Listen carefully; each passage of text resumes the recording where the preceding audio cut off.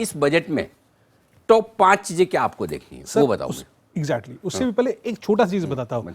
हम हमेशा आमदनी की बात करते हैं, जैसे हमने जो डिस्कस किया, हमने कॉर्पोरेट टैक्स हुआ, इनकम हुआ या जीएसटी हुआ, बट सर गवर्नमेंट को खर्चा भी करना है ना कहीं। अभी लास्ट ईयर जैसे मैंने बोला आपको कि 4 लाख करोड़ आपके पास ज़्यादा पैसा आया, आपने किया क्या?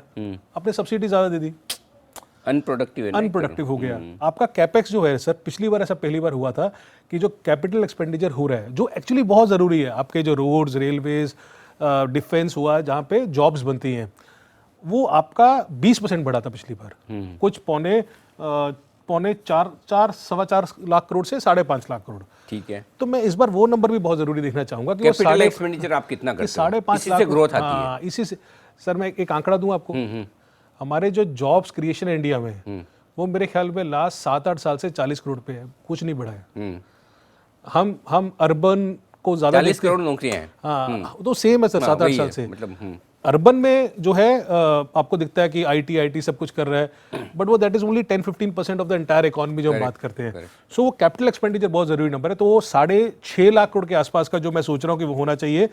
और सर ये भी ना क्या होगा कि अगर ये होने लगा तो 4.25 लाख करोड़ से 5.5 से 6.5, and this will be very important to see क्या करते हैं। और दूसरा सब्सिडी सर कम करो, 100% कम करो ना। अभी पैसा तो सबको चाहिए सर। अभी फर्टिलाइजर्स का आपके चैनल पे भी देख रहा था मैं, सब बोलते हैं 2.25 लाख करोड़ सब्सिडी दो। इस बार मुश्किल है करना कि इलेक्शंस किसानों वाले मामले को देखते हुए ऐसा सरकार सब्सिडी बहुत कम करेगी, इसकी संभावना तो कम ही है। नहीं वो करेंगे, but I am just saying that subsidy जो है, इस बार तो हमें बचा लिया क्रूड ने।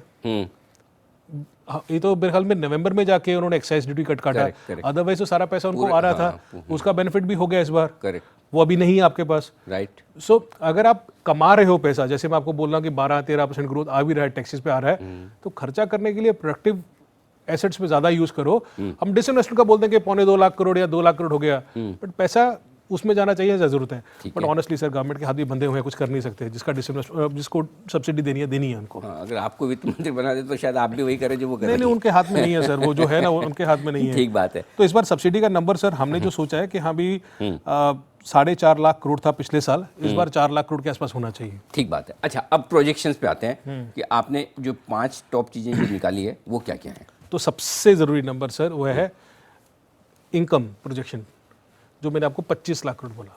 ठीक है, परफेक्ट। ठीक है, अभी ये 25 है कि 24 है कि 27 है, इस पे बहस होगी, कि ठीक है।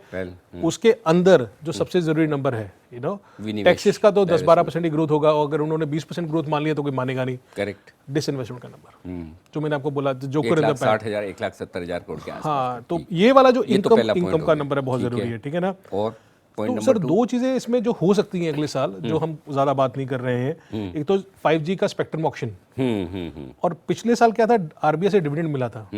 इस बार जो थोड़ा ट्रिकी है कि होगा कि नहीं होगा, वो दोनों चीजें किस तरीके से इनकम स्टेटमेंट में गवर्नमेंट ने ली हैं कि नहीं ली हैं, वो जरूरी है। ठीक है। तीसरा नंबर मैंने आपको बोला इनकम का हो गया, 10-12% आपका टैक्सेस में बढ़ोतरी होगी, डिसइन्वेस्टमेंट हो गया, आरबीआई डिविडेंड हुआ कि नहीं हुआ वो मालूम नहीं है, या स्पेक्ट्रम ऑक्शन, खर्चा कहाँ पे हो रहा है। ठीक है, 6.5 लाख करोड़। 6.5 लाख याद हो गया फिगर मेरे को। सर एक जो चीज ना, मेरे ख्याल में 2-3 आपके भी बहुत अच्छे दोस्त हैं, नीलेश भाई, वो बहुत टाइम से बोल रहे हैं कि ये जो अगेन मैं आपको बोलूं कि ये हमारे इंडिया में इक्विटीज में पैसा क्यों आता है, because India is part of MSCI.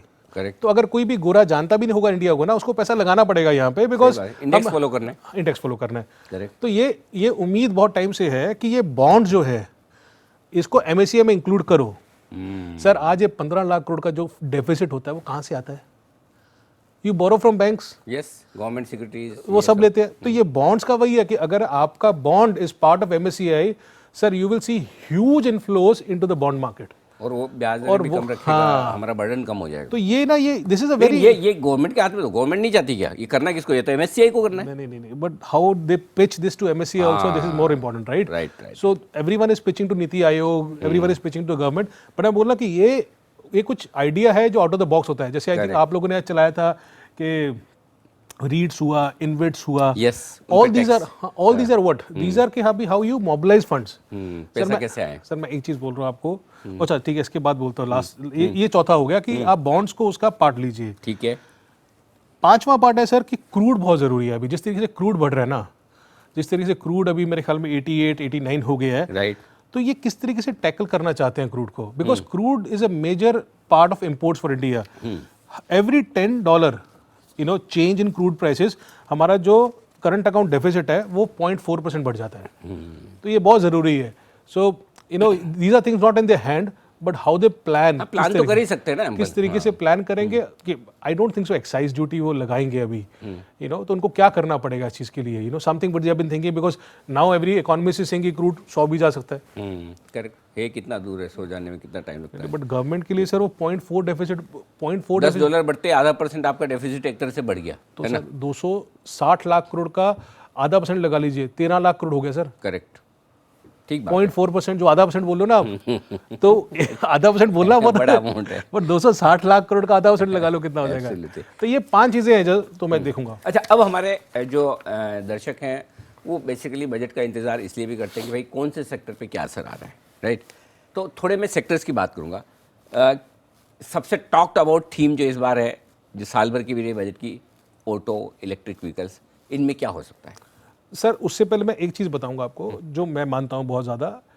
Government has no choice but to promote manufacturing in India. Right. They don't have any choice. आपके पास पैसा नहीं है, यू डोंट हैव मनी कि आप डॉलर्स बाहर दो, you have to promote domestic manufacturing. आपने कुछ भी देखा होगा कि जितनी भी ये स्कीम्स निकाली लास्ट 2 साल में, जैसे आपने बोला कि कॉर्पोरेट टैक्स कट किया, PLA स्कीम्स हुई, सब कुछ हुआ, उसका कारण इसीलिए किया कि गवर्नमेंट को पता है कि भैया मुझे इंपोर्ट नहीं करना है, नहीं करना, मुझे एक्सपोर्ट करना है कितना.